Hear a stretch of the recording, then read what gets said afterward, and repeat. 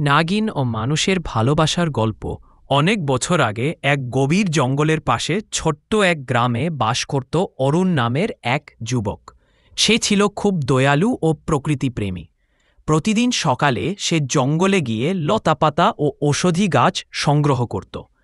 একদিন হঠাৎ সে গভীর জঙ্গলে হাঁটতে হাঁটতে দেখতে পেলে একটি সাপ একটি জালে আটকে কষ্ট পাচ্ছে। অরুণ ভয় না পেয়ে ধীরে ধীরে কাছে গিয়ে সাপটিকে মুক্ত করল। সাপটি তার দিকে চেয়ে রইলে কিছুক্ষণ, তারপর জঙ্গলের গভীরে চলে গেল। অরুণ তখনও জানত না যে সে ছিল এক রূপবতী নাগিন, নাম তার নাগেশ্বরী। সে মানুষের রূপ নিতে পারত, আর অরুণের দয়ায় সে মুগ্ধ হয়ে পড়েছিল। পরদিন অরুণের কুঁড়েঘরের সামনে এক অপরূপ সুন্দরী তরুণী এসে দাঁড়াল। সে বলল, আমি পথ হারিয়েছি, একটু আশ্রয় পেতে পারি? অরুণ তাকে সাহায্য করতে দ্বিধা করল না। ধীরে ধীরে তাদের মধ্যে গড়ে উঠল বন্ধুত্ব, আর সেই বন্ধুত্ব প্রেমে রূপ নিল। নাগেশ্বরী তার প্রকৃত পরিচয় গোপন রেখেই অরুণকে ভালোবেসে ফেলেছিল। অরুণও ভাবত, এ মেয়েটি যেন অন্য জগতের কেউ, চোখে এমন গভীরতা, কথায় এমন স্নিগ্ধতা। কিন্তু সুখের দিন বেশি দিন স্থায়ী হল না। গ্রামের কিছু লোভী মানুষ গুজব ছড়াল, অরুণ এক জাদুকরী নারীকে নিয়ে আছে, যে রাতের বেলা জঙ্গলে গিয়ে অদ্ভুত কাজ করে। এক রাতে তারা অনুসরণ করে দেখতে পেল নাগেশ্বরী একটি সর্পরূপে নদীর ধারে দাঁড়িয়ে আছে।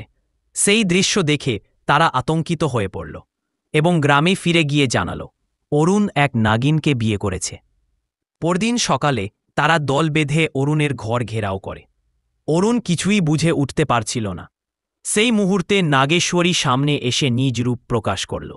সবাই চমকে গেল। তোমরা আমাকে অপদেবতা ভাবছ, কিন্তু আমি কারো ক্ষতি করিনি। এই মানুষটি আমার প্রাণ রক্ষা করেছিল, তাই আমি তাকে ভালোবেসেছি। ভালোবাসা কি কোনো জাত বা রূপ দেখে হয়? বলল নাগেশ্বরী। মানুষরা নির্বাক হয়ে গেল। অরুণ তার হাত ধরে বলল, আমি ওকে ভালোবাসি, সে যেই হোক না কেন।